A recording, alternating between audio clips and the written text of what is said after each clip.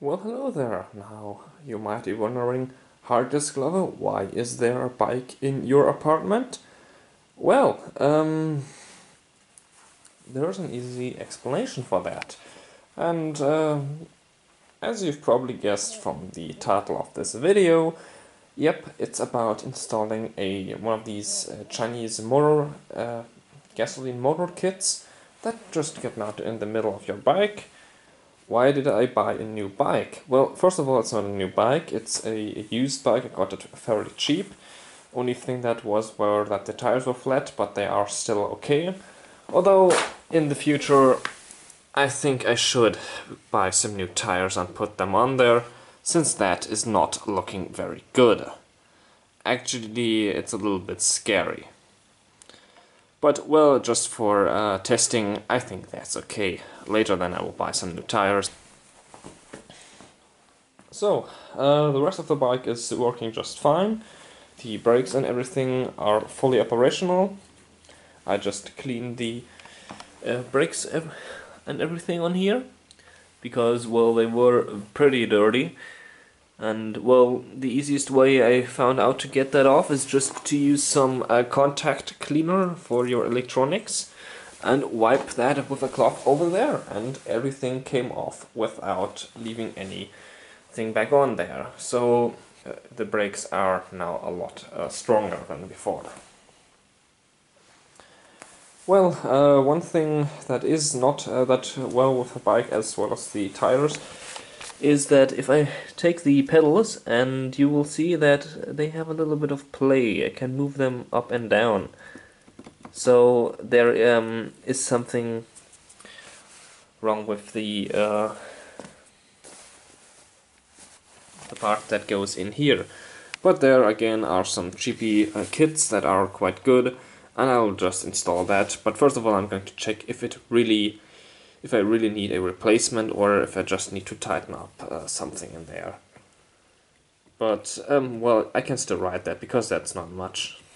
So, well, the bike itself, again, as I already said, is in pretty okay condition. Now, you might be wondering, well, where are the rubber pieces that go on the handlebar? Well, I had to take them off, because I'll attach some new ones. Also, the original ones were looking pretty awful and full of duct tape, and I really didn't want to use those. You need a bicycle that has got a lot of space inside the frame. Preferably you want one that has got this triangular shape and not a curve here, like these beach themed bikes that for some reason are very popular in the United States. Because installing the motor there is a lot more difficult. This is the easiest and simplest way to do that. So this bike, again, is just absolutely perfect for that. Now these are 26-inch tires. My current bike has got 28-inch. Well, it's okay, I can live with that. When the saddle is high enough up for me and everything, I can ride it without any difficulties, because, well, the frame is about my size. It's a 54 frame, and that's actually what I'm almost riding with. Now, one thing I highly recommend to look out for is, well, with this motor there might be some legal issues. For example, I'm here in Germany, and, well, it is allowed that you attach a motor to a bicycle, which will either be an electrical or a gasoline-powered motor, but only up to 30 ccm. And, well, this motor from this Chinese kit claims to have 80 ccm and can reach speeds up to 38 miles per hour or 61 kilometers. Well, that depends again on what type of gear to use and how your gear ratio is. Well, the motor will, if you have the correct gear ratio, the motor will go that fast, but with the gear ratio that it comes with, it only will go up to about 40 kilometers per hour. Which again is too much. Because, well, the motor itself, well, through the people that have done the test, this motor only reaches up to 66 ccm, which again is too much for a bicycle motor.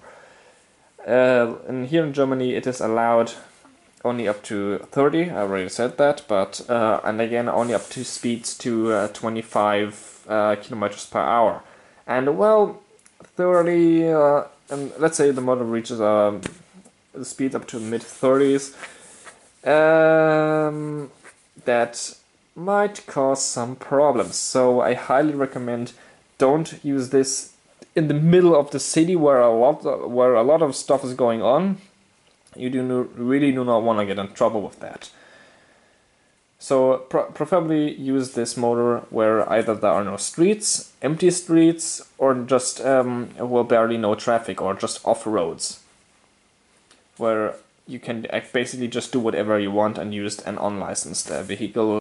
I couldn't find any really legal information on this. What that allows me, it's fully okay for me to use this as a motorized vehicle wherever and whenever I want to.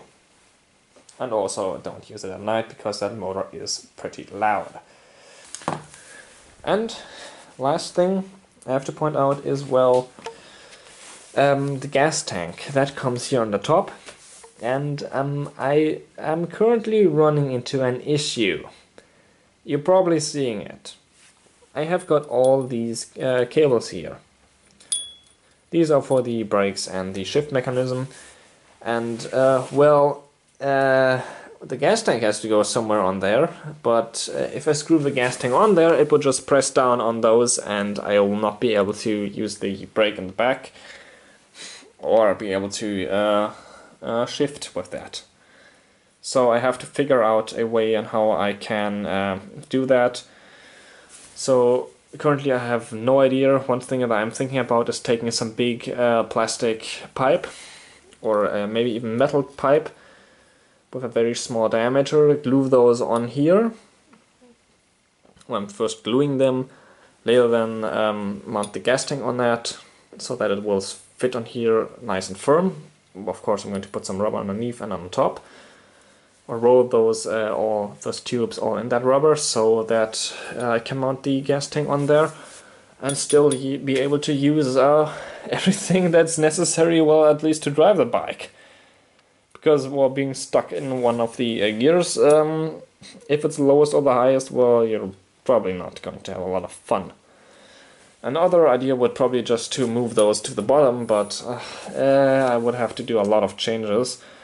And since I do not have a possibility to weld, and I really do not want to take more paint off of this bike, since, well, it has already started, has lost some paint on it, and it started to corrode a little bit. Not much, but yeah, it should just work fine. Well, silly me, I actually forgot something completely. Well, and I already have found the correct solution for that. As I already mentioned, I had got some issues with mounting the gas tank on top of the bike. So what I ended up doing, I thought, maybe I take a metal pipe, cut it, which is a little bit bigger than the entire assembly, slide it over here, and take another one and cut it in half, so I'll just stick over there. Turns out, well, that is not a good idea, actually. Also, I don't have the proper tools for cutting a pipe that thin in half. Well, turns out I can do it a lot easier. Here is one of my test prints. This one is still a little bit, is 2 millimeters too big. I already have finished the final version, and it will take about 3 hours to print that. And that just goes on top of here, clearing everything nicely, and the cables are all nicely in place and can move freely. So basically I'm going to print this, but with a height of not 2 millimeters, but 10 centimeters. And that will go, one will go here, middle, and the back. And this is where the gas tank will go. So here we are, just finishing up the last layer. Should be done any second now.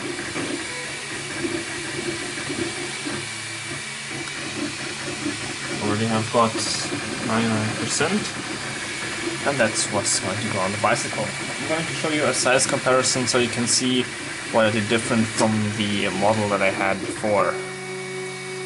Ah, there we go.